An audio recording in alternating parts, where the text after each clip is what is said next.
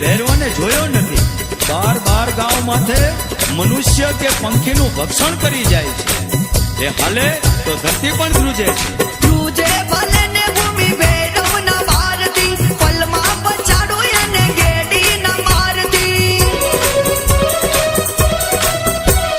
ધ્રુજે ભલે ને ભૂમિ ભૈરવ ના ભારતી, પલમાં પછાડો એને ગેડી ના મારતી, ગેડી ના મારતી. હા આજે રામાનું